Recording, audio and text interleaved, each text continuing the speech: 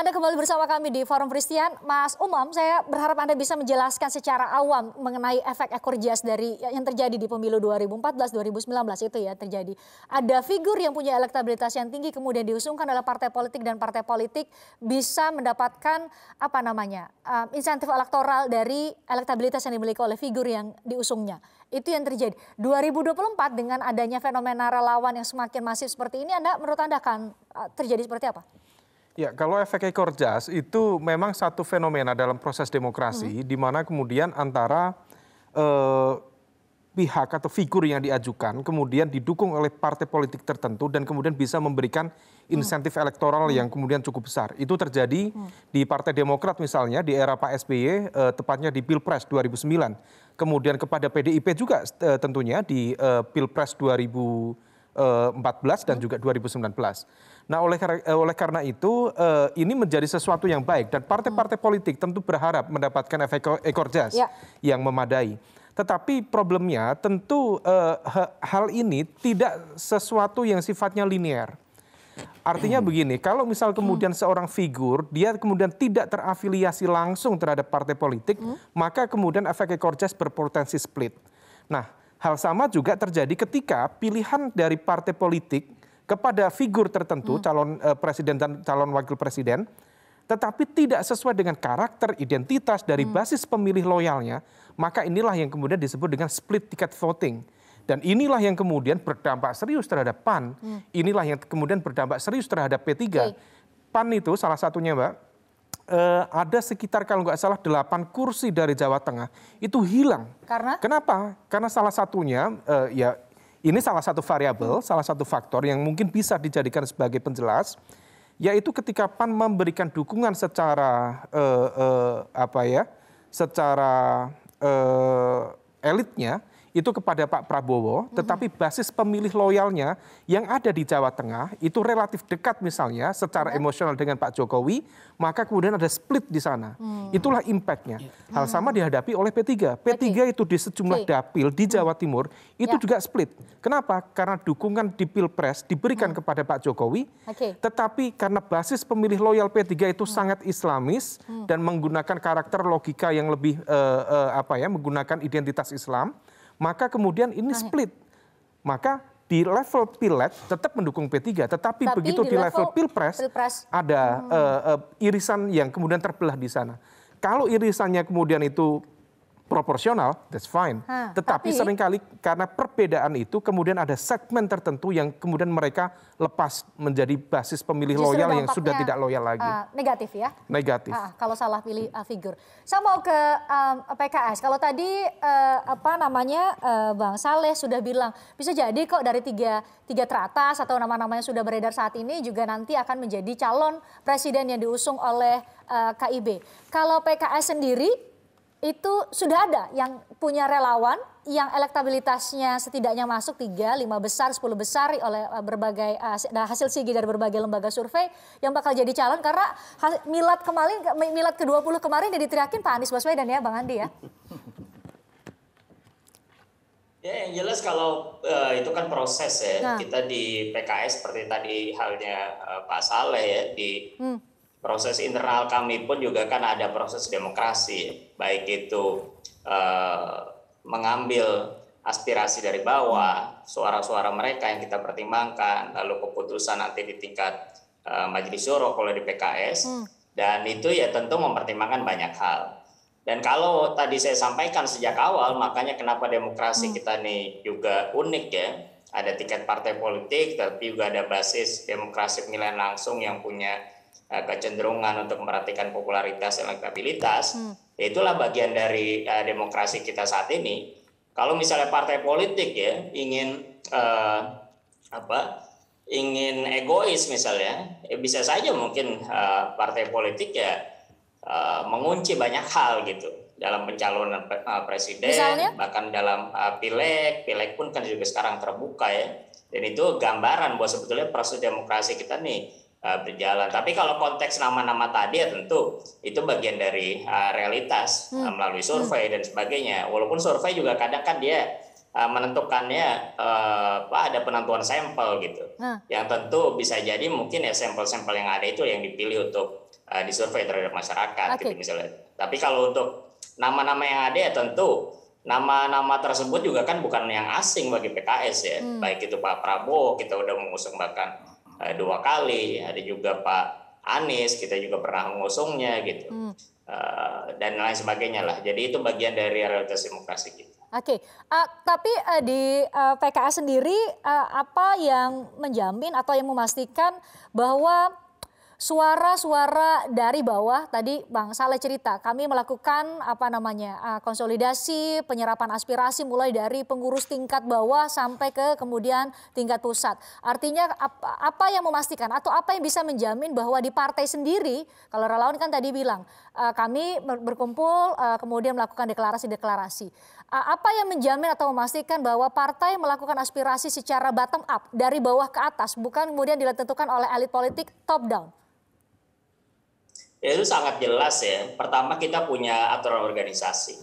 Dan yang kedua secara realitas politik ya pekerja partai ini kan mereka yang ada di bawah gitu. Tentu aspirasi yang kita sesuaikan itu akan memiliki efek yang sangat luar biasa. Baik efeknya positif untuk pemenangan atau yang sebaliknya justru negatif membuat mesin kita tidak bergerak gitu. Dan yang jelas proses-proses demokrasi yang seperti kita bicarakan, apalagi mungkin membandingkan relawan dan partai politik, tentu bukan sesuatu yang apple to apple sebetulnya dalam kerja besar demokrasi ya. Karena apa yang kita lakukan ini bukan sekedar untuk kontestasi 5 tahunan melalui pilpres, melalui pilkada, tapi kan kerja politik partai itu kan banyak ya. Jadi setiap hari kita bekerja bertemu masyarakat, melakukan perjuangan melalui parlemen, melakukan perjuangan melalui eksekutif, dan itu kan dipikirkan semua oleh partai politik. Bahkan hal yang sederhana untuk mengelola internal organisasi, untuk mengelola partai itu kan dilakukan semua oleh partai politik. Jadi inilah gambaran bahwa partai politik ini memang seharusnya kita memperkuat gitu. Karena memang belakangan sebelumnya mungkin bahkan banyak hal-hal yang menurut saya kontraproduktif ya. Misalnya? Ketika justru menegasikan peran partai politik, bahkan mungkin seolah-olah ada deparpolisasi dalam demokrasi bangsa kita. Ini hal yang salah menurut saya. Justru harusnya partai politik itu diperkuat, dihadirkan orang-orang terbaik yang masuk organisasi ini, dan akhirnya nanti melahirkan para pemimpin bangsa di seluruh level gitu. Sedangkan untuk bagian dari pilpres, pilkada yang punya basis elektabilitas itu realitas demokrasi saja. Yang pada intinya pun juga mereka ketika bekerja tentu bekerja dengan struktur partai politik, orang-orang partai politik yang punya kematangan dalam banyak hal dan untuk mengurus negara ini sebaik mungkin. Oke, tadi ada deparpolisasi. Anda melihat itu juga jadi salah satu faktor, kalau tidak bisa disebut sebagai faktor tunggal penyebab munculnya relawan. Ketidakpercayaan terhadap partai. Partai belum menentukan capresnya atau calon yang sudah diinginkan oleh publik ini, wah tolong dong, jadi saya berharap bisa jadi presiden. Itu yang terjadi atau menurut Anda kenapa kalau kita pakai pembanding nih relawan cepat sekali, parpol masih wait and see, atau memang seperti ini nature dari partai kita gitu. Ada dinamika di dalam yang tidak mungkin membuat mereka agile seperti relawan yang sebut nama capres hari ini bisa gitu. Ya, kalau misal terkait dengan efektivitas kerja, tentu teman-teman relawan relatif lebih cepat, lebih responsif. Kenapa? Ya karena memang teman-teman relawan tidak diikat oleh konstitusi partai. Di partai itu tentu ada proses panjang di sana, proses politik di sana, dan kemudian tidak mudah mengambil keputusan, terutama terkait dengan pilpres.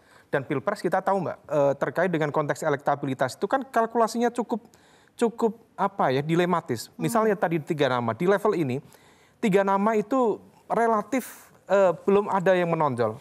Kalau misal kita lihat dari elektabilitas, kemudian dengan dengan margin of error 2-3%. Pak Prabowo yang sudah memiliki pengalaman 3 kali capres, 3 kali pilpres, tentu seharusnya memiliki elektabilitas yang jauh melampaui dari para pendatang baru. Misalnya ada Pak Ganjar, ada Mas Anies, ada AHY. Tetapi pada saat yang sama kita juga melihat ini apakah potensi post-election bias dari 3 proses pilpres itu, ataukah memang kemudian ada catatan serius? Karena kalau misal dia memiliki insentif yang lebih besar, harusnya capaiannya lebih dari 20 bahkan 30%. Nah oleh karena itu kalau misal kita lihat tadi dari 3 di 3 nama tadi itu, relatif memang ada koreksi cukup serius memang di level Pak Prabowo. tentu salah satunya ini adalah bagian dari political cost dari keputusan dia masuk di kabinet misalnya. Nah, tetapi kemudian pada saat yang sama kita juga harus memahami bahwa kemudian ini impactnya cukup panjang. Makanya kita juga mencermati mengapa misalnya ada nama Anies Ahaye, ada nama Ganjar, Erick Thohir misalnya muncul. Puan, tetapi kemudian ada Prabowo Puan muncul. Tetapi dalam konteks kalkulasi yang kita simulasikan di berbagai survei, relatif kurang memenuhi ekspektasi publik. Nah, oleh karena itu ini kemudian menjadi sebuah pertanyaan. Apalagi KIB sudah deklarasi, sementara kalau saya melihat misalnya Pak Prabowo ini seperti layangan putus ya. Seharusnya saya undang Gerindra ya. Saya coba undang Gerindra sebenarnya karena mereka mengatakan mau deklarasi capres Prabowo itu dalam tahun ini. Gitu, ya, itu perlu dikorek lebih lanjut. Karena untuk mengantisipasi situasi ke depan. Saya tadi sampaikan ini seperti layangan putus. Ibaratnya dengan PDIP seperti bertepuk sebelah tangan. Karena di sini nggak ada Gerindra, tapi saya coba untuk menggeneralisir pertanyaannya. Apa plus minus ketika partai politik, ya relawan bisa cepat, agile menurut Anda tadi. Tapi apa plus minus ketika partai politik lebih dini mendeklarasikan calon presidennya?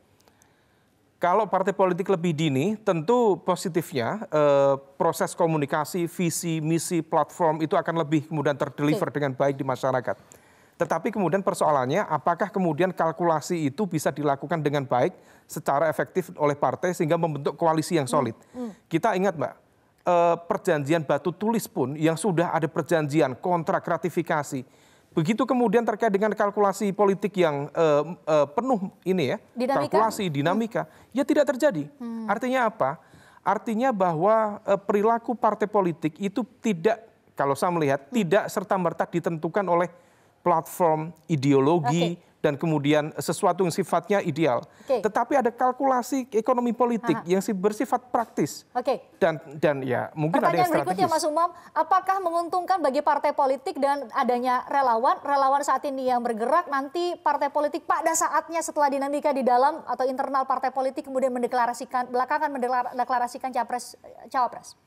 Ya bisa saja, meskipun sekarang sudah ada yang mendeklarasikan sebagai koalisi gitu ya, bukan berarti kemudian koalisi itu akan solid, belum tentu. Kenapa? Akan tetap ada kalkulasi ekonomi politik yang kemudian menentukan manuver politik mereka masih di fase-fase akhir. Ya? Artinya begini, kalau misal kemudian tadi ada fenomena split ticket voting, kalau ada capres didukung oleh partai politik tertentu, tetapi kemudian tidak sesuai dengan taste, dengan karakter, identitas, dengan ideologi partai politik, terutama di basis pemilih loyalnya, maka bisa saja kemudian partai tersebut melakukan check out lebih dulu.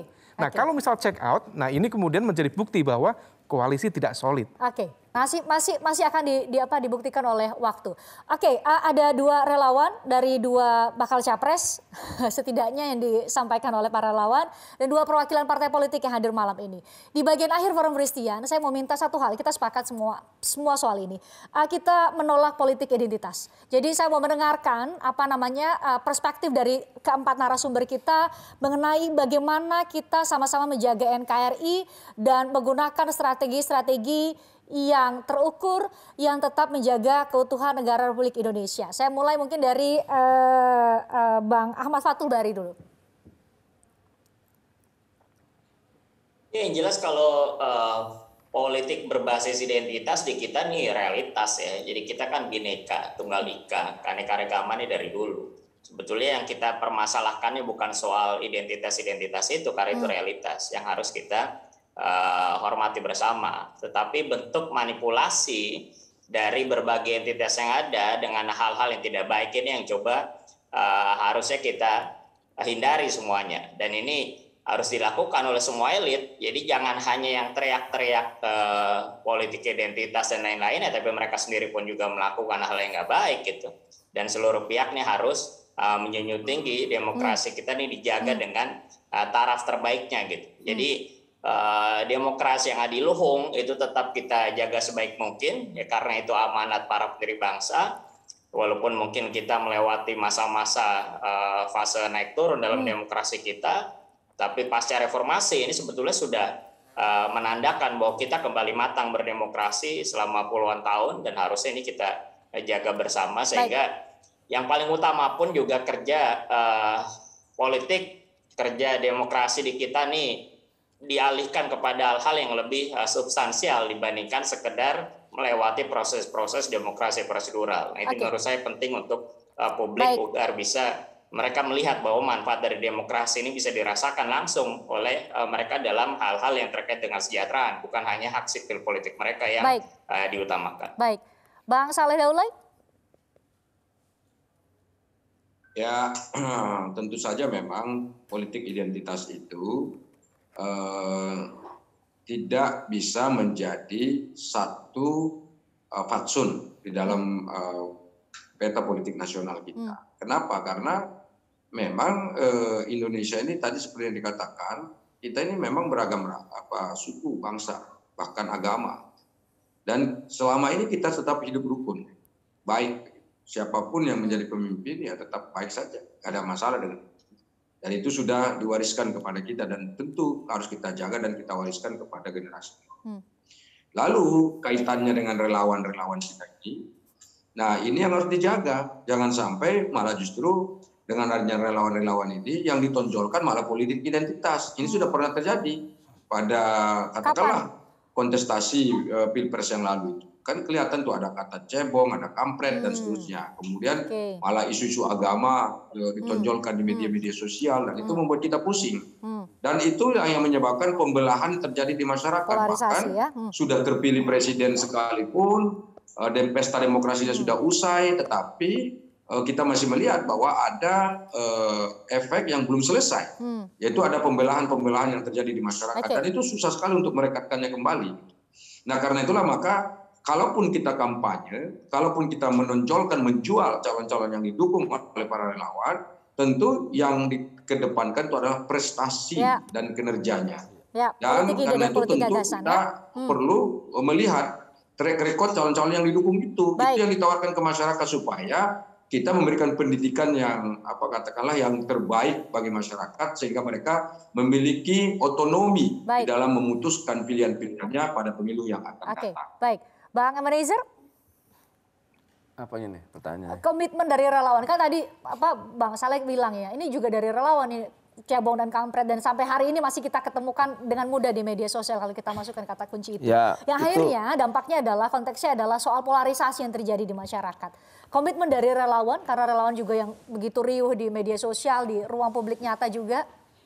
Gini, politik identitas kemarin terjadi itu di Pilkada 2017 dan 2019 itu dampak dari perilaku elit partai. Bukan relawan maksudnya? Bukan, jadi jangan salahkan relawan. Apalagi kayak saya gini, saya sampai detik ini punya komitmen untuk menolak politik identitas. Karena yang paling murah untuk memanipulasi seorang itu dengan produk-produk agama. Konkretnya adalah kita maunya agama itu harus dipisahkan. Karena ini kan agama ini produk mulia ya, produk Tuhan yang nggak boleh kita campur adukan dalam konflik-konflik yang menurut saya tidak terlalu substansial dan tidak terlalu penting.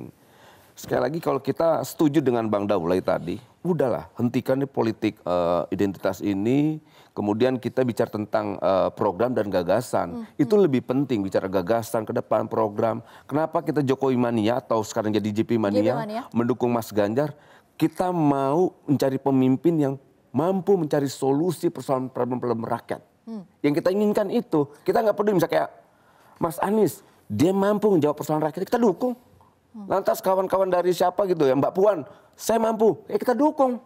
Loh ini kan kader-kader bangsa tadi sama kawan-kawan PKS sampaikan. Partai itu harus menyiapkan kader untuk memimpin, entah itu di level daerah, nasional gitu loh. Nah itulah tugas partai. Nah kita ini sebagai relawan coba ingin jawab kebuntuan atau kekakuan dalam partai. Partai ini kan kaku dalam pengertian mereka sangat ada struktur, taat struktur, taat apa dan sebagainya, ada anggaran dasar dan sebagainya. Kita tahu karena itu memang organisasi. Nah kita ini kan yang tidak punya beban, santai aja kita sih, gitu loh. Kita declare, tapi emang gini, ada perjuangan yang sangat ideologis yang kita perjuangkan tadi. Apa itu? Yang tadi persoalan nasib rakyat itu. Makanya ke depan nanti 2024 semoga tidak ada lagi namanya politik identitas itu berkaitan dengan... Itu komitmen dari JP Mania? Iya, itu. Saya beri waktu juga ke relawan Anies Baswedan. Bang Andi? Ya, definisi operasional kita nggak jelas tentang politik identitas. Apakah seperti yang disampaikan Fukuyama ketika dia memotret pilpres di Amerika fenomena Trump? Ya? Apakah itu sama dengan kita? Kalau identitas kita pahami sebagai kelompok agama, maka itu partai PAN, PKS nggak perlu ada. Berarti partai-partai yang dulu berdiri juga berbasis agama nggak boleh ada. Nah makanya sekarang kita mau letakkan, Pak, gini, politik kita ini faktualnya beragam identitas. Kita ini beragam, Christian dari mana, ini dari mana, beragam ini kita semua. Dalam satu negara besar. Ya. Nah, masing-masing kelompok itu partai politik itu ada juga memperjuangkan kepentingannya dong. Setiap kita memperjuangkan kepentingan kita masing-masing. Yang kita nggak boleh itu fitnah. Itu nggak boleh itu, ya kan? Kemudian yang kita nggak boleh itu menggunakan dengan cara kekerasan. Ya. Itu yang nggak boleh. Yang ketiga, kita minta negara hadir untuk netral. Kalau memang salah secara hukum, itu selesaikan. Ini kan kita juga harus lihat fenomena negara yang tidak equal dalam keterbelahan ini. Saya gini sekarang, konkret, makanya saya bilang definisi operasionalnya apa politik identitas. Misalnya saya contoh ya, Ketua fraksi PSI kemarin itu menyampaikan sebaiknya Pak Amrullah Sekda DKI sekarang ini ya menjadi pejabat gubernur DKI karena dia tokoh Betawi yang berprestasi. Menurut Anda itu dalam konteks ini sebagai politik identitas juga? Sekarang kita mau. Itu identitas enggak itu? Kalau kita ikut pemahaman mereka seperti selama ini, jangan lekatkan. Jangan lekatkan identitas suku, identitas agama, identitas antar golongan kelompok. Hari ini itu Raja Juli Antoni mengatakan saya kader Muhammadiyah. Nah, idealnya ditempatkan seperti apa tuh? Agama, etnis, suku. Justru idealnya kita semua ini tentukan identitas kita dengan jelas. Kemudian kompromi di meja secara beradab. Itu yang menurut saya penting harus dilakukan karena nggak mungkin. Sekarang saya mau tanya Christian, ada nggak Islam politik? Ada. Ya kita buka ini ya. Ada nggak Kristen politik? Ada. Buktinya partainya pernah ada. Ketika partainya tidak ada lagi, apakah berarti ruh Kristen politik itu tidak ada? Pasti ada. Poin Anda? Karena realitasnya tidak memungkinkan fakta dari berbagai sejarah. Nah, fakta sekarang daripada dia bersembunyi, itu lebih bagus identitasnya jelas. Itu yang dikatakan oleh Bung Karno. Hai kalian orang-orang Islam, perjuangkan hukum-hukum Islam di parlemen. Berebut hati rakyat. Begitu juga yang non-Muslim. Bang Andi, perjuangkan hati rakyat, perjuangkan di parlemen. Jangan sampai, maksud saya begini, jangan sampai narasi politik identitas ini justru menegasikan keberagaman itu. Idealnya menurut Anda sesudah habis waktunya, idealnya menurut Anda kita dengan narasi menolak politik identitas. Anda bilang tadi kita meletakkan identitas kita etnis agama pada tempatnya untuk menjaga bingkai NKRI. Itu saya mau tanya lagi. Sudah habis ketika ada partai mengatakan kami nasionalis religius. Itu identitas tidak? Identitas. Ya sudah, berarti nggak boleh dong itu. Nggak begitu Bos, pengertiannya salah tuh definisi salah gini. Politik identitas itu pengertiannya itu definisinya berkaitan dengan politik kemarin itu identitasnya untuk menekan lawan. Atau mengintimidasi demokrasi dengan agamanya atau sukunya yang tidak boleh itu. Bukan pengertian yang tadi nggak boleh pakai nama Islam, Kristen gitu loh. Begini. Nggak, itu maksud gue jangan salah juga menerjemahkan itu dong. Menekan di satu sisi. Sekarang saya mau tanya. Ketika dikatakan kami partai politik nasionalis religius, itu identitas nggak? Dia mengidentitaskan gagasannya, bukan identitas untuk menekan. Bang Andi, gitu. Bang Ebenezer. Sekarang kemarin 2019 ini tema yang selanjutnya ini. Menekan, untuk mengintimidasi itu yang kita larang. Maksud gua ada aturan itu gitu loh. Itu yang paling penting. Kalau saya sekarang saya mengatakan bahwa kami ini nasionalis, pahamnya, mazhabnya Soekarnois, Marhainis misalnya. Itu ideologi. Nah, ideologi juga bisa dipertanyakan identitas agama. Nah, gini, pengertian identitas kemarin itu persoalan agama. Nanti bukan saya soal tutup dulu Forum sukunya. Christian, saya tutup dulu Forum Christian, kita debat, kita dialog, kita diskusi soal itu ya, soal politik identitas. Tapi konteks saya, pertanyaan saya tadi Bang Andi adalah dalam konteks untuk menjaga jangan sampai terjadi polarisasi, hate speech, itu konteks saya. Loh ya, hate speech itu yang paling penting. Polarisasi, Hoax, polarisasi, intimidasi, kekerasan, itu yang kita nggak boleh. Polarisasi nih. Nah, terima kasih Ini kita Bang sedang Ahmad Fathul Bari, terpolarisasi. terima kasih. Bang Saleh Daulay sudah bergabung di Forum Christian. Mas Umam terima kasih, Bang Ebenezer terima kasih, Bang Andi terima kasih. Nanti kami undang lagi untuk bicara soal meletakkan secara tepat politik identitas. Itu menarik. Itu menarik untuk dibahas. Di mana kita taruh dia? Baik. Nih mau closing siapa? Nih hostnya atau Bang Andi nih? Saya ya, masih saya. Oke, saya yang tutup. Terima kasih Anda sudah menyaksikan Forum Christian. Kita jumpa lagi Rabu depan. Wah, sudah tuliskan semua kerabat kerja yang berkontribusi untuk kami bisa tayang malam ini. Sehat selalu untuk Anda semua, saya Christian Grich. Sampai jumpa.